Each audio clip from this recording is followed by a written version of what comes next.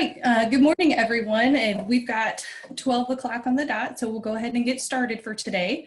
Thank you for joining us. I want to welcome you to our Missouri Quail Forever and Pheasants Forever National Pollinator Week webinar. I'm Kim Cole, the Outreach Coordinator for Quail Forever and Pheasants Forever here in Missouri, and we are excited to have everybody here with us today, so thanks for joining in to our webinar. Today is day 4 of National Pollinator Week, which is a week each year meant to celebrate pollinators, to bring awareness to their importance and encourage more people to get out and plant pollinator habitat. So the Missouri team, we've been celebrating this week by sharing all things pollinator on our Missouri Quail Forever social media pages. We've all been out running, walking, biking, kayaking, and all sorts of different things to log miles in the Miles for Monarchs Pollinator Week event. And then today we're hosting our first ever Pollinator Week webinar. So again, we're glad to have everybody here with us today. Before we kind of jump into the presentation, there's a few things I want to share before we start. We are recording today's webinar. We're going to share that video on our Missouri Quail Forever YouTube channel, as well as on our Missouri Quail Forever Facebook page. So once we get done today, look for a posting of those a little bit later, so you'll be able to refer back to this webinar if you need to at a different time. Also, if anyone has questions throughout the webinar, what you can do is type those into the chat box, the option that's down there at the bottom. And what we will do is we'll kind of keep an eye on those throughout the presentation.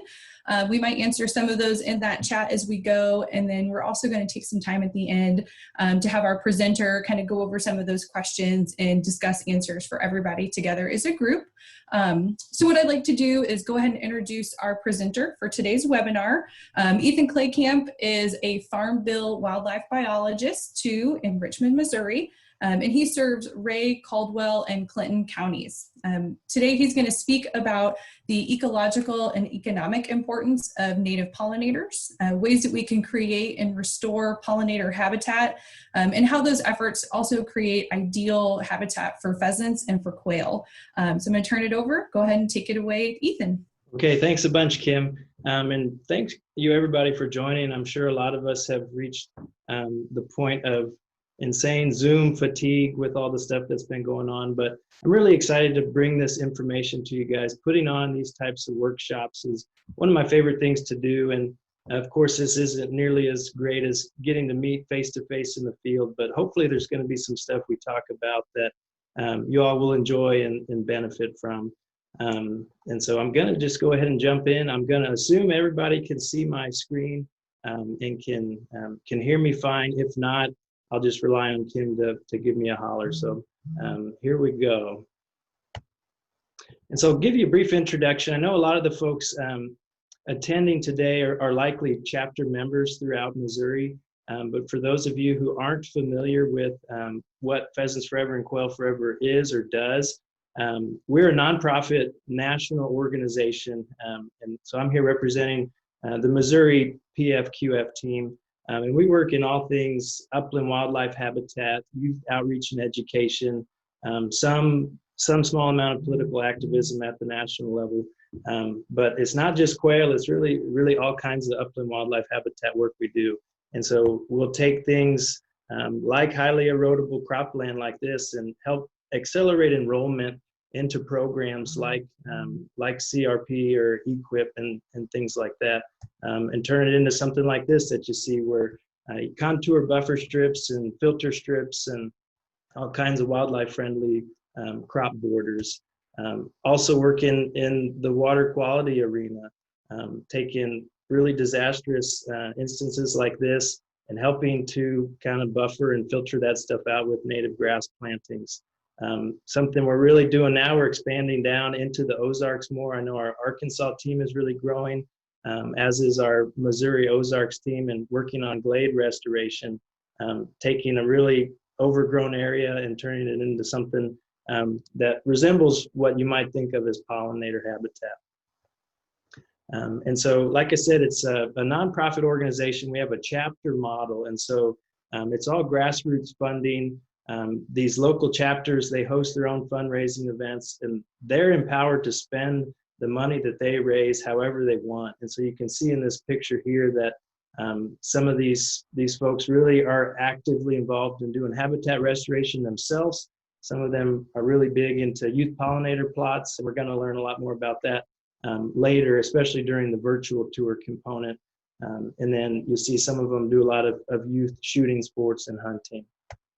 And so to give you an idea of the distribution of some of these chapters, I'll mention that we do also have a chapter that just popped up here in the middle of the state about a month ago.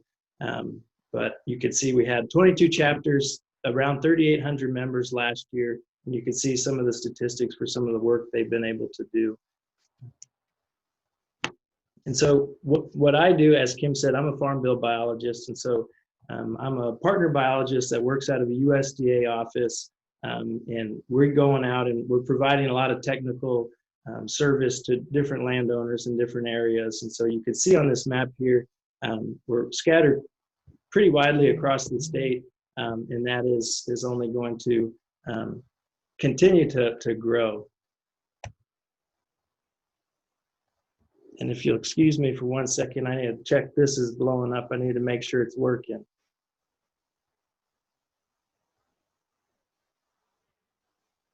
Okay, sorry about that. Continuing, and so we've really made a tremendous arc as an organization, and what started out as really just a food plot and shrub planting organization in the 80s has really evolved to represent and embody more of this natural community restoration. And so it depends, we have people all throughout the country. Some are working in really arid plains, some are working in interior, old growth forest. Here where we're at, we're doing a lot of prairie, glade, woodland, and stuff like that. And so to give you an idea of what we're talking about with these natural communities, here in Ray County, it's a lot of prairie and a lot of savanna habitat, and then glade being the small openings in the wooded areas, and then woodlands, when well managed, them and all of these other community types can really serve as fantastic pollinator habitat. And so going forward, you'll hear me kind of using prairie and pollinator habitat interchangeably. And I don't want to misconstrue that, because some of the CRP plantings that we do or some of these restorations through other programs are not truly going to recover all the function of native virgin prairie, but it's going to look really similar in floral composition. So we'll probably be using them interchangeably throughout this talk. And so prairie doesn't stay prairie, and that's important to remember. Pollinator habitat doesn't stay pollinator habitat. It exists on a continuum. And so if you think back to those prairie, savanna, glade, and woodland to forest pictures that I was showing, they're all linked, through time. And so in the lack of disturbance, these communities will slowly shift from an annual weed-dominated community on up into more mature perennial plants, grasses and shrubs, and all the way to forest. And so in order to keep prairie as prairie and work in this area here in between where you see the little bobwhite quail in there, is a similar niche that we're trying to manage for with these native pollinators. And so to keep prairie prairie, it's going to take some amount of disturbance. And so you can see here perhaps the prime historic disturbance that helped maintain prairie the way it was. And so that's periodic wildfires. And historically, in this part of the state, they would have swept through, on, maybe every year or on a 2 or 3 year interval. And some of these were lightning set. A lot of them were actually Native American set. And so they knew the importance of setting back the grass and the shrubs to rejuvenate the grassland community. And that really helped to bring in the grazers, which they would in turn hunt. And so grazers are another huge important element of maintaining the structure and the diversity on these prairie plantings. And so the way they, especially historically, these large herds would come through, graze it down, knock back some of those grasses, and provide the space for those forbs to persist. And one you might not think about, I'll throw in arthropods, or these insects that are really critical to maintaining that ecosystem function. And so they're low on the food chain. They're a critical food source for other invertebrates. They're important for nutrient recycling, and like the talk of the point of today's talk, for pollination. And so when you think about what a plant needs to deal with and needs to accomplish, the effects of being rooted in place, they're susceptible to that herbivory we talked about, susceptible to that extreme weather or disturbance events like prescribed fire, or in this case, wildfire. And so they've evolved and adapted to that. So they have growing points that are just below the surface of the soil. They put on extensive root systems, and they can bounce back from those events. But all plants require some sort of mating assistance because they are set at space from each other. They're rooted in place. And so you'll see the pictures here of the big blue stem flowers and the oak catkins. These examples, along with corn, would be, you know, a really common example you see around here of plants that are wind pollinated. And so a lot of times they'll dangle those pollen structures or these catkins and just let the wind disperse that pollen for them. But a lot of the flowering plants, definitely the more showy flowering plants, they require some sort of animal pollinator to help them out. And no animal pollinator is as accomplished or skilled at doing that as an insect. And so it really is a bug's world.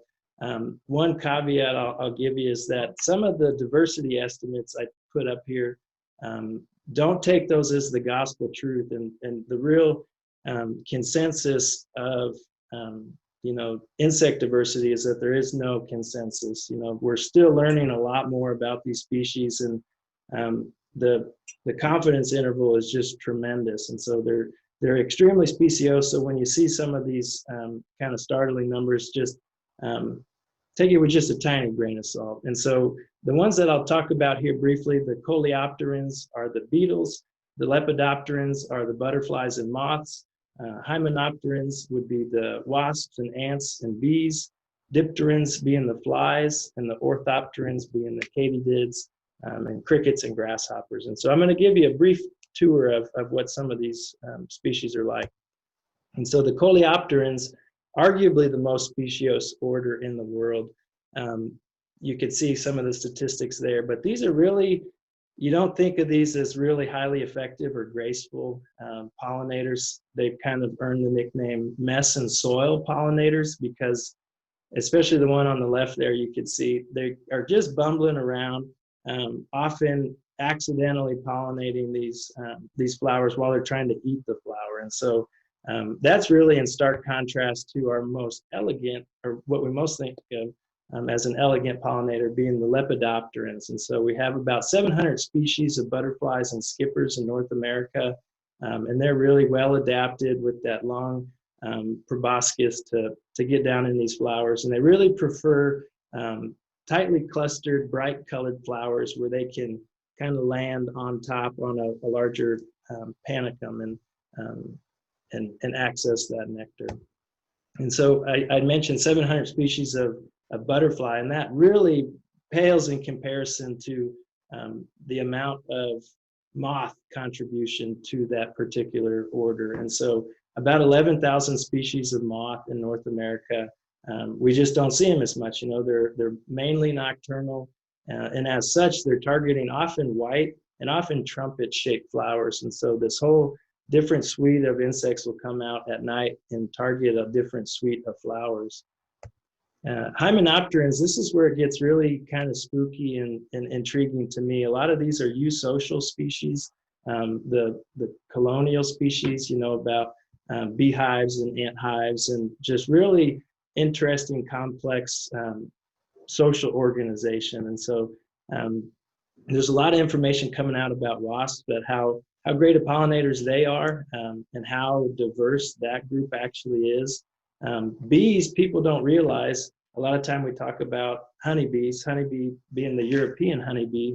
They don't realize we have about 4,000 species of native bee in North America, which is absolutely tremendous.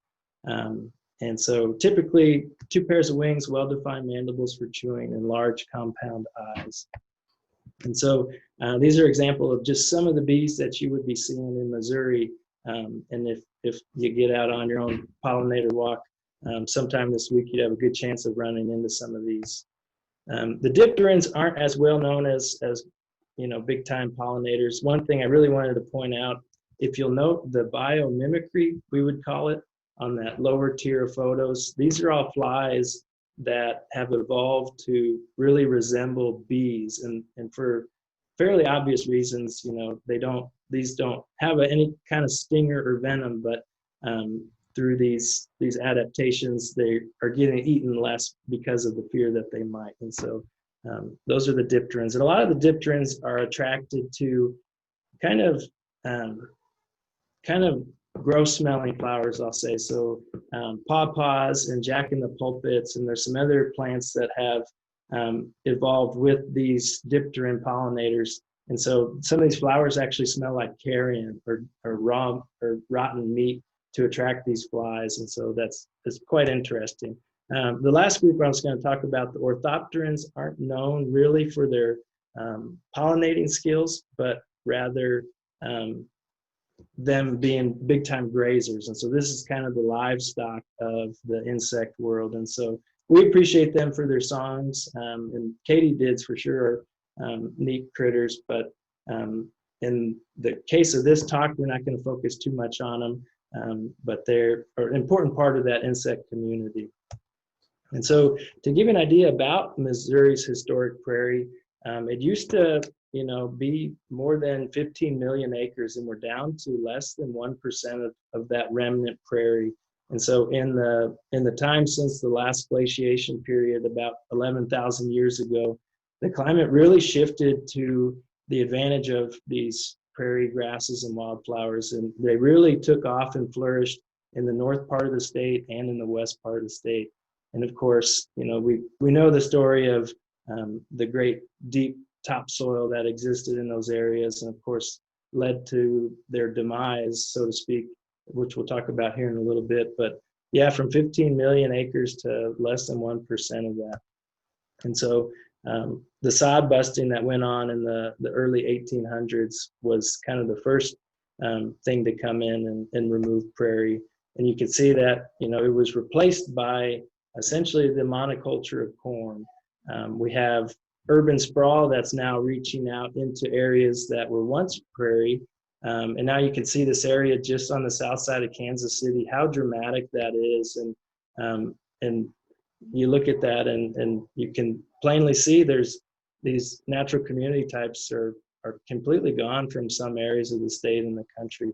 And this is what we decided to replace them with. And we could argue the pros and cons of some of these things, but in our hay fields and pastures, we've often gone to a fescue or brome monoculture, a monoculture in our commodity crops, monoculture in our lawns, and then what I'll call a plastic environment in a lot of our cities. And we'll touch on this a little bit later, but even if you seem to have diversity in green space, if it's non-native plants, it's really not providing that same function that you would with native plants. And so monocultures and plastic environments is kind of what we're left with.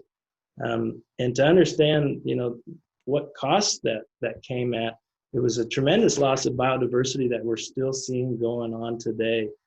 Insects perhaps are kind of getting the worst of that. And one troubling thing is that we really don't have great ways to monitor all these insects. And so the losses may even be worse than what we currently fear. And so you see here in this picture that the butterflies, the caddisflies, beetles, mayflies, bees are all, not doing that great.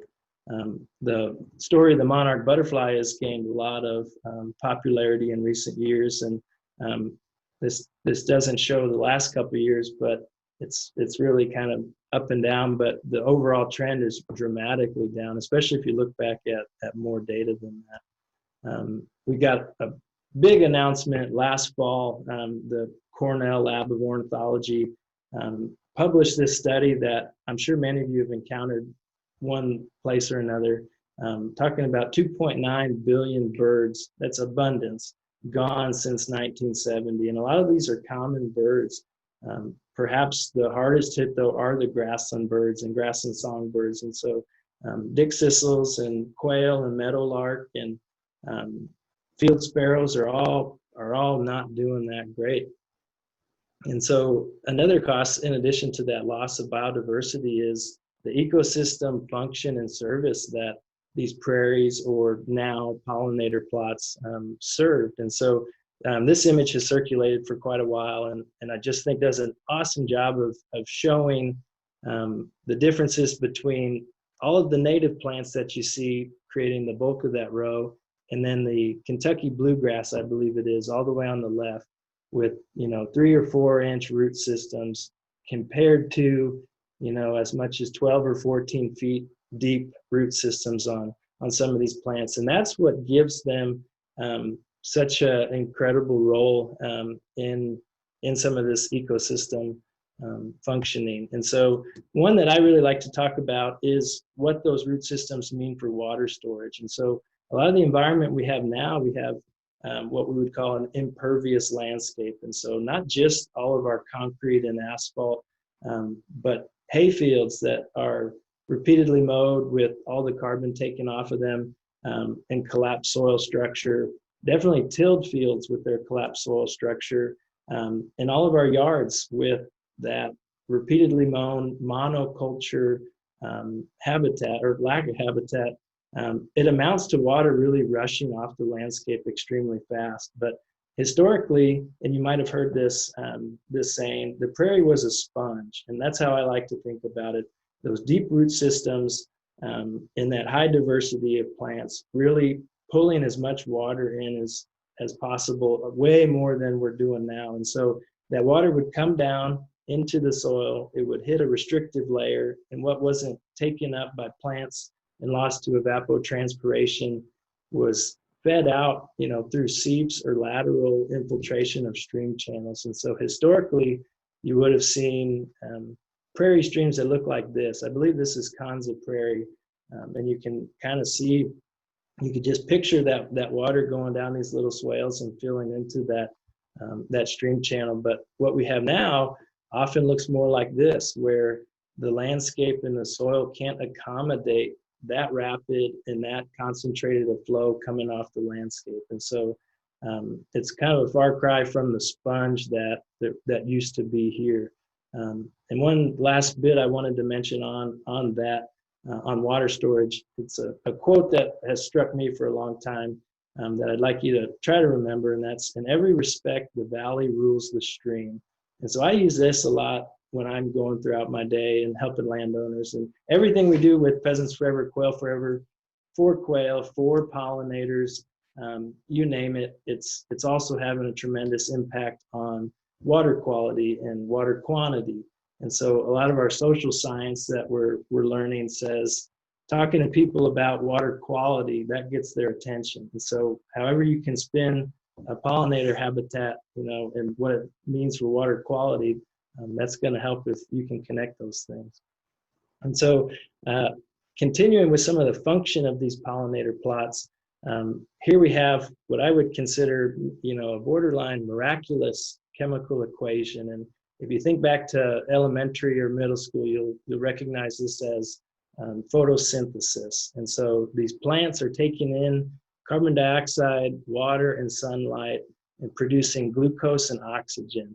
And when you're thinking in terms of photosynthesis and in a healthy prairie or a healthy pollinator plot, you want to think of them as solar collectors. And so if you have warm and cool season grasses, warm and cool season forbs and legumes, you're having more plants out there that are growing for more, different staggered times of the year, that are processing that sunlight and are putting carbon, which is, we're hearing a lot about how important that is for mitigating climate change, putting carbon in the form of glucose into the soil to feed those microbial communities and those mycorrhizal, fungal associations that they have. And so I'm going to finish up, kind of this importance with the economic impact of pollinators. And I refrained from putting any specific number on there because I just saw wildly different estimates, but rest assured it's in the tens and hundreds of billions of dollars annually that is driven by insect pollinators. And so a lot of this is going to be, this responsibility is assumed by honeybees and the way that those are farmed and trucked around, but native pollinators play a huge role in this also. And so crops like tomatoes, peppers, raspberries, coffee and chocolate and all these things that you might take for granted. These are huge staples in our diets, and they wouldn't be possible without insect pollinators. And so kind of the takeaway from that is prairie and grassland plants and insects they're worth saving. And that's something that we sure believe in at Pheasants Forever, Quail Forever, and me, myself, definitely. And the way we're trying to do that is with habitat. And so when we're thinking about high quality prairie or high quality pollinator habitat, I think diversity is key, and that's the first thing that you need to lead with.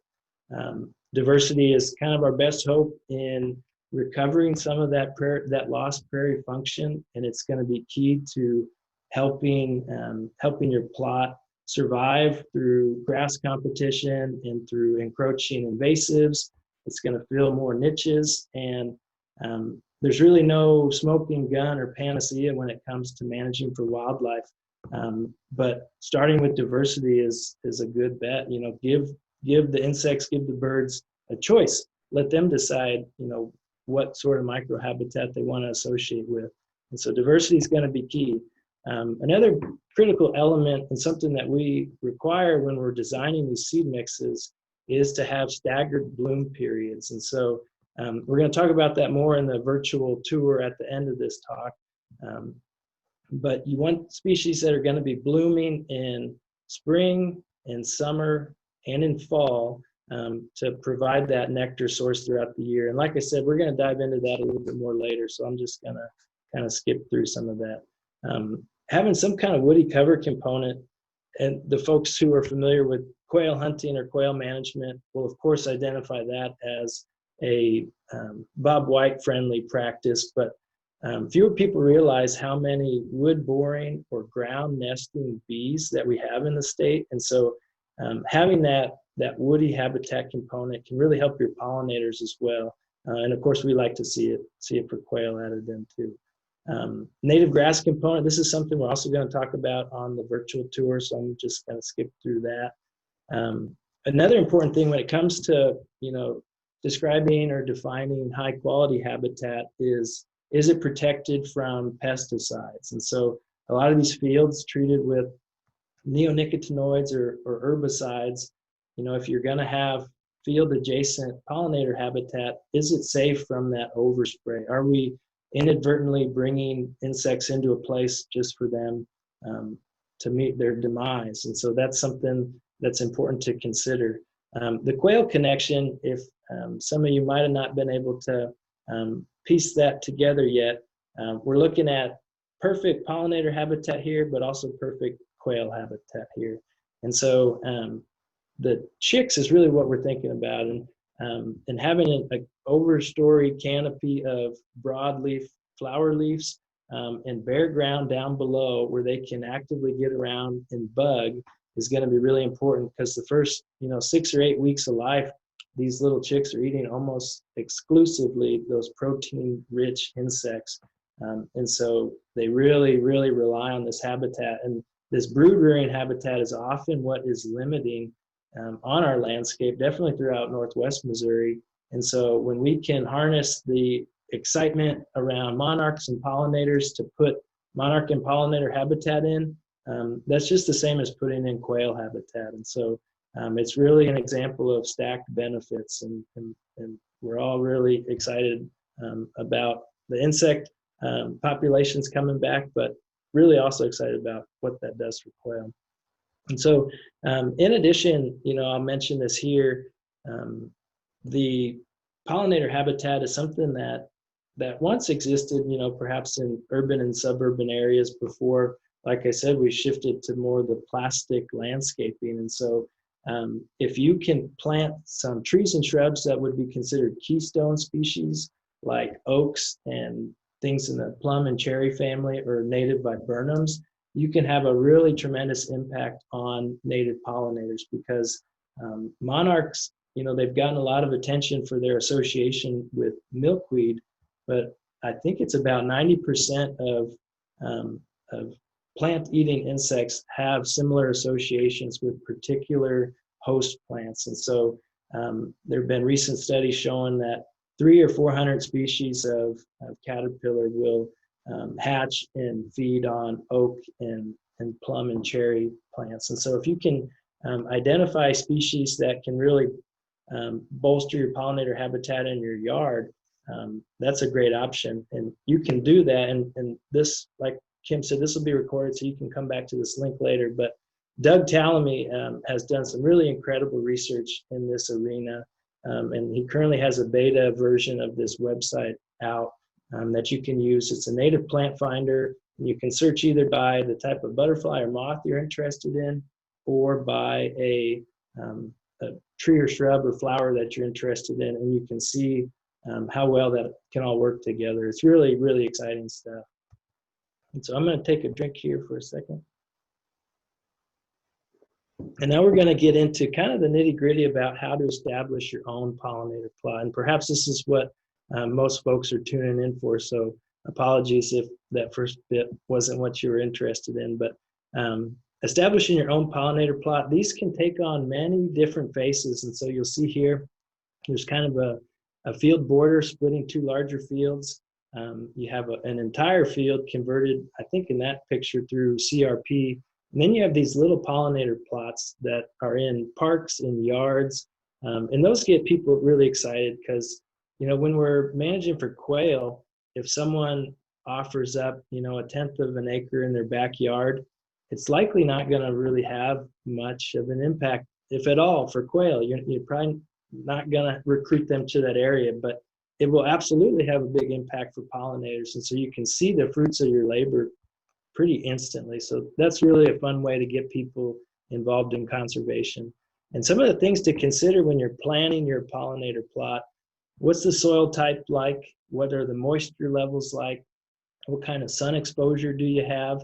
The sun exposure, that's really something you're dealing with more with these smaller urban and suburban plots. We don't think about that as much for some of our larger plantings, but we definitely take into account what the soil type is like and what the drainage is like. And so a seed mix we would put together for that field on the top with that large wet spot is going to be quite a bit different than the field on the bottom, that steep arid slope like that. The next thing to consider is, what are you trying to convert it from? That really is going to dictate the steps involved and how long of a process it's going to be to establish some of this habitat. And so there on the left, that's a picture of Sericea lespedeza, which is a non-native legume that is kind of just terrorizing a lot of the state and perhaps a lot of the Midwest. It was kind of ill-advised. It was planted decades and decades ago before we knew much about it,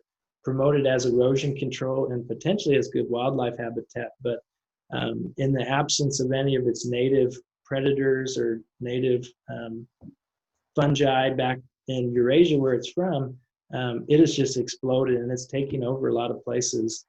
It's a perennial plant that produces tons of seed, and so eradicating or at least controlling that plant before you come in and put in, especially any kind of high dollar pollinator seed mix, that's going to take some time and some cost and effort. On kind of the flip side, if you have some row crop, particularly bean stubble, if you're able to plant into that, that's already pretty much ideal planting conditions. So there's not near as much site prep needed, and that field had experienced some sort of weed control and pest control leading up to that point. So you're not going to have to deal with as many surprises out of the seed bank. I include the picture of the cool season grass there. That's one that might harbor a lot of surprises, so good and bad surprises. If it's a kind of a steeper, harder to access area that might have never been cropped, there's a chance that ground was overseeded. Perhaps it was historic prairie that was overseeded with cool season grass and then fertilized until it was just cool season grass, non-native cool season grass. And so going in and removing that, you might be able to unearth some of that native seed bank and have potentially rare prairie plants coming up from seed or from rhizomes that have just been dormant. What it also could conceal are things like the sericea or like Johnson grass and other invasives that are going to be an issue. So giving yourself enough time to convert is really going to be important. When it comes to actually planting your seed mixes, if you go through one of our programs or one of USDA's programs, we have really specific criteria. And so kind of a baseline recommendation is at least 20 species of native wildflower in your seed mix. I mentioned source geography. You want those plants to come from, it'd be ideal if they came from Missouri, if that's where your plot is. If not, one of the adjacent states, preferably pulling from the same ecoregion, because those plants are best adapted for this climate and soil and will have the best chance of succeeding. You also want to balance your amount of annual and perennials. And in our mixes that we put together, it's usually no more than 10% annual. There's an exception to that I discuss on the virtual tour that you'll see at the end. The seeding rate is really going to depend on your objectives and on the site conditions, what kind of soil it is, what kind of slope it has. It might be, and we now talk in terms of seeds per square feet. And so it might be, as low as 15 seeds per square foot versus 40 seeds per square foot. And that's all going to depend, and that's where some sort of professional guidance could really help. Or if you have kind of a special purpose to your pollinator plot. I show some milkweed up there at the top, and I'm betting most of you are familiar with that relationship with monarchs, and so that being the only genus of plant that monarchs will lay their eggs on. And so a lot of the programs we do now really push the use of milkweed in our plots so that we can be sure to have the fullest monarch benefit that we can get. When it comes to planting, your real options are broadcasting the seed, drilling the seed, or utilizing plugs. And the plugs are really only going to be good for really small acreages, or for the chapters out there who have done these youth pollinator plots. Coming back with plugs the following growing season could be a great way to re-engage your youth group or student or class that you're working with. But when we're talking larger fields, we're really differentiating between broadcasting and drilling.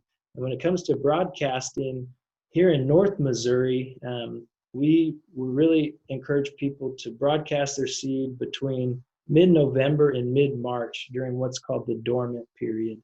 And so when you broadcast, that seed essentially just lands on the surface of the soil, and you're relying then on the weatherization taking place throughout the winter to kind of scarify that seed coat and work that seed down to the right depth. And so getting a few freeze and thaw cycles, perhaps some periods of heavy snow on it to press it down and get good seed to soil contact is really going to help.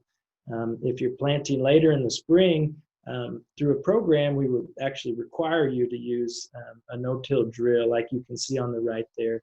And that you can actually set your depth and actually plant those seeds. And in this case, we're talking 1/8 of an inch to 1/4 of an inch deep. And so both of those methods work really great. I wouldn't say one is better than the other, but they're definitely different in how you need to approach them and time things. Establishment cost is something we hear about a lot, and it's really a valid concern because some of these seed mixes can cost anywhere from $300 to $800 per acre. And it depends on what you're buying and what you're wanting to do. And luckily, we have a whole myriad of programs available to really help cover the cost of a lot of these, because it is such a big push that we're getting to see more of this habitat established. And so there are programs with Pheasants Forever and Quail Forever, the Missouri Department of Conservation, and the Natural Resources Conservation Service that all of us farm bill biologists work with.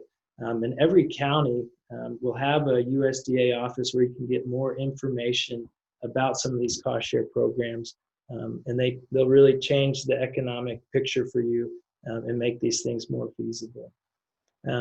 Early maintenance of a plot. So this was a picture I took last spring following a dormant period drilling of the seed. And on first glance, it just looks like a bunch of weeds. And really that's what it is, and that's what you expect. But whenever you start to kind of peek through some of those leaves, you'll see that the annuals and biennials in your mix are already starting to come up. And so Illinois bundleflower, some Coreopsis, black-eyed Susan, and partridge pea are all really common first-year plants to germinate. And so you're likely going to see some blooms your first year from your annual plants, and there'll be more discussion on that in the virtual tour. As far as maintaining your plot into the future, like we talked about, the prairie was adapted to some sort of disturbance. And so historically the grazing or the wildfires. And so we recreate those wildfires with prescribed burning. And I think that is probably the best way to rejuvenate some of these plots. Again, this is something we talk about in the virtual tour, so I won't belabor it too much here. And then last but not least, I would say you've worked really hard to get one of these plots established. It can be really easy to fall into the trap of micromanaging absolutely every species you see and just being driven crazy by the invasive species that are constantly trying to get back in. But you need to enjoy it, you just kind of look at the big picture, and you've done something really incredible in restoring this pollinator habitat, and it's just such a wonderful landscape. And so for that reason, I always encourage people to set up some kind of trail system in their plantings, where you might set aside an area where you mow through the middle and around the edges so that you can get out and really enjoy some of your hard work. And with that, I will go ahead and take some questions. And to reiterate what Kim said earlier, we're going to take some of these questions, and then I'm going to pass off the link to see the virtual tour that we put together on Tuesday. So myself and Trevor Day, who many of you may know, got together at A. Augustine Golf Course in Columbia, where they've done a lot of youth pollinator plots. And we talk about some of the establishment methods and management, and it should be a pretty good show. So after these questions, we'll pass that off to you and let you check that out.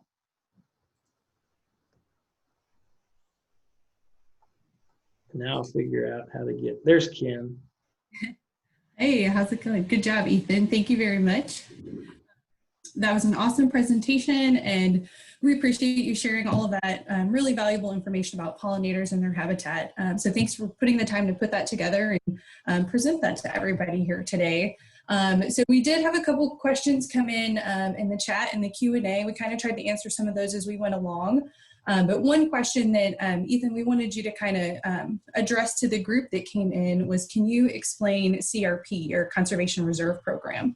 Yeah, I definitely can. And so the Conservation Reserve Program has been around for a number of decades now.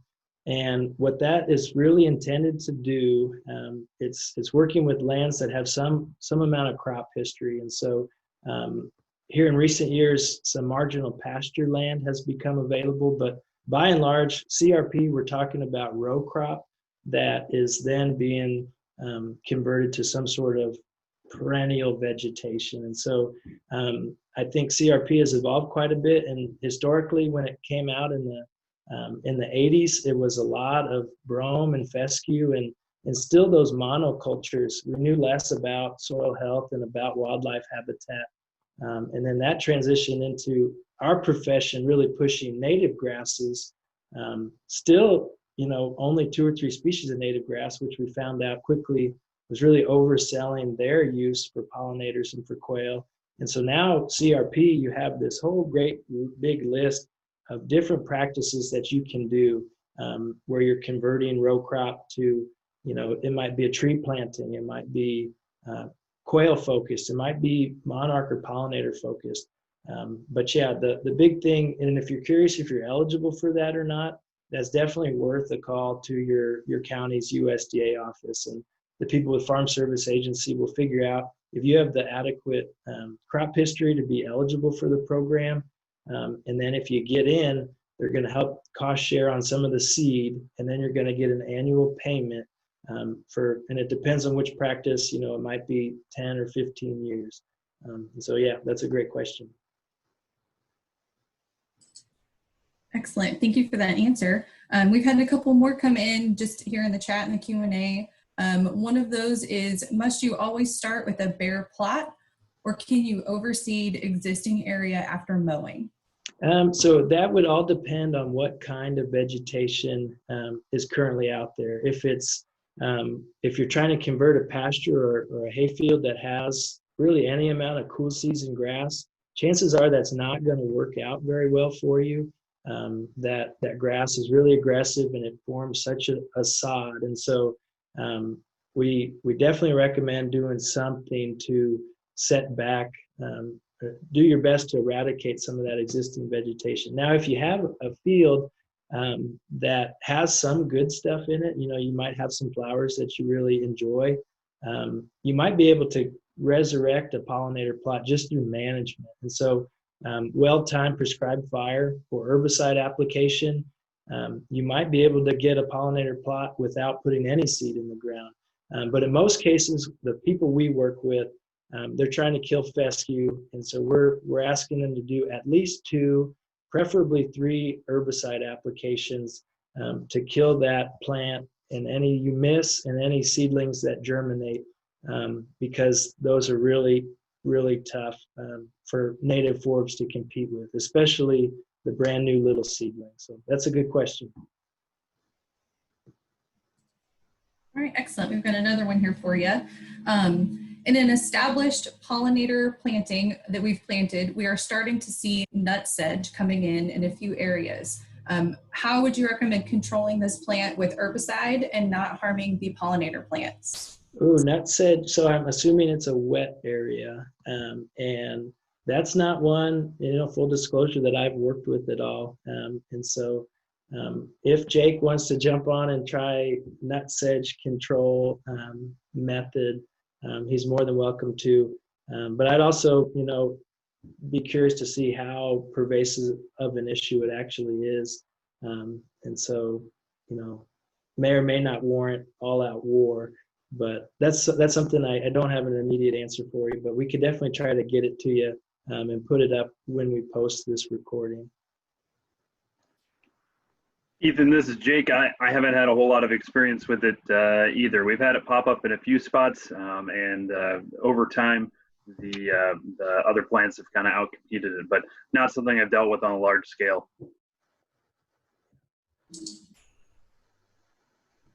Excellent. Thanks for jumping in, Jake. We've had a couple more come in. Is there a native plant or tree that can tolerate a spot that stays really wet and muddy up into late June or July that's also in full sun? Yeah, and so there's quite a list of native forbs that you can actually access, and we'll put the link up to it later for a database, and you can tell which plants are adapted to really wet soil conditions. And so even some of the stuff that we include in our seed mixes, on the forb side, things like swamp milkweed or New England aster, things like that can really do well in that wet soil. As far as shrubs, I think 9-bark and buttonbush and some other ones like that can really do well. And that's really reminding me, this will be great. We'll put up links to some of these resources. I know the Missouri Department of Conservation, they put out their seedling order form every fall, and then they'll tell you in there how well adapted some of those species are for those wet spots. But yeah, there's a lot of options available, and so stay tuned for a little bit more information from us on that. Excellent. We did have one come in looking for a list of different CRP practices. So we're going to try to find a link to that one too, just to share that link. But we can definitely get a list of the CRP practices that are out there. Our local biologist can help you with those too. But one other question we did have, in the second season of my pollinator program, and it is looking great, I do have concern with the amount of woody plants and brush. Suggestions? I would think in that instance, since it's only in its second growing season, you might wait until kind of late in that third growing season. And it depends on how much of a grass component you have coming on, and if you have enough fuel to carry a prescribed fire. Something I talk about in the virtual tour is how well a late summer, early fall fire can knock some of those back. But then also, and it depends on if you're under contract or not. Some programs will allow you to do some periodic mowing. In this case, I would do it maybe during the dormant period after the second growing season. Some CRP, you're restricted with how many acres you can do, but maybe here in the early going, dealing with it with some mowing, and then try to get onto a growing season fire rotation into the future can really help with that. If it's not such a huge issue and it's something you can treat by hand, you can do kind of some basil spray or basil wick applications of an herbicide on some of those woody stems. And there's a whole long list of woody specific herbicides that you can use. And that's something that we can try to put a link up to as well. And so you have some options for sure. All right, we got more came in. Can you discuss what the recommendations are for first and second year management of pollinator plantings and what to expect for the first few years in a planting? Yeah, and so that's a great question, and also one that we're going to really dissect in the virtual tour that you'll see next. I would say set your expectations low. And so when I say that, I mean, don't be expecting fireworks in the early going. A really great example, and I'm not sure if we have anyone listening who was at one of my workshops last year. We went to a third growing season plot that was just fabulous. It was, people's jaws hit the ground when they got there.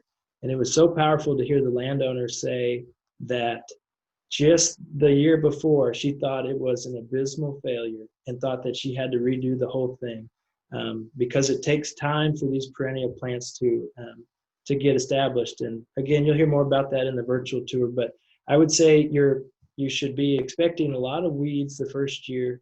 And depending on what species of weeds they are, you may or may not have a problem. And so if it's something like common ragweed that shows up quite a bit, if it's not casting too much shade over your little seedlings that are trying to establish, it's not such an issue.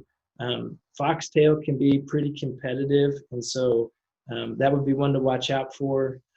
And then giant ragweed too can cast quite a bit of shade. And so some sort of periodic mowing, and when I say mowing, I really mean clipping, nothing going out there and scalping it low. If you clip it periodically throughout the year and take the tops off of those weeds, more sunlight can get down to some of those little perennial plants that are trying to get established. But really, there's no cookie cutter answer to that. It kind of depends. And so some people never mow once and their plots look really fantastic. And others, have to really work at it to get them established. But patience is key. Excellent. Well, thank you for answering those questions for everybody, Ethan. We haven't had any more come in. So what I'll do is just kind of turn it back over to you to talk about the virtual tour that you guys prepared. Yeah, sounds good. And so we, like I said, Trevor Day and I went out on Tuesday and took about 8 minutes worth of footage that we put into this video for you. Yesterday, we tried to figure out a way to embed that video into this Zoom call without a great loss of quality, and we just couldn't do it. And so what we recommend you doing, and Kim, is that link in the chat room?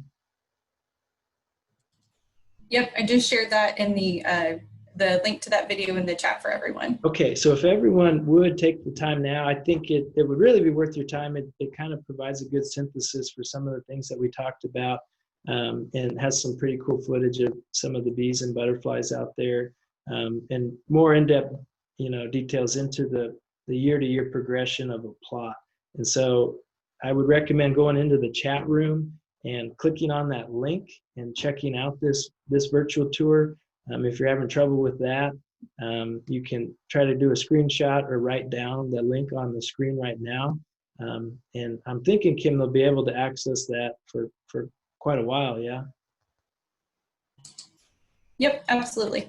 Okay, and you'll see also I have some information on some of our social media channels there, places to check us out and to stay tuned for more information like what you saw today, and what you might see if you're playing around on our YouTube channel. And so I think that wraps up my portion of it. What we're going to do is leave this screen up. I think I'm going to go dark here in a second, but we're going to leave that up. And you all are welcome to go check out that virtual tour, and then enjoy the rest of your day. So I really appreciate everybody hopping on for this. This was a lot of fun to do. I hope you learned something. And if you're thirsty for more information, reach out to myself or one of our other farm bill biologists, wherever you are, and we could definitely help you out. So all of the consultation we do is free of charge. And we really love getting out and helping people with these kinds of projects. So thanks a bunch and enjoy the virtual tour. All right, thanks everybody. Don't forget, we're going to share the recorded video on our YouTube channel and Facebook page. Thanks again for joining us, and have an awesome rest of the National Pollinator Week.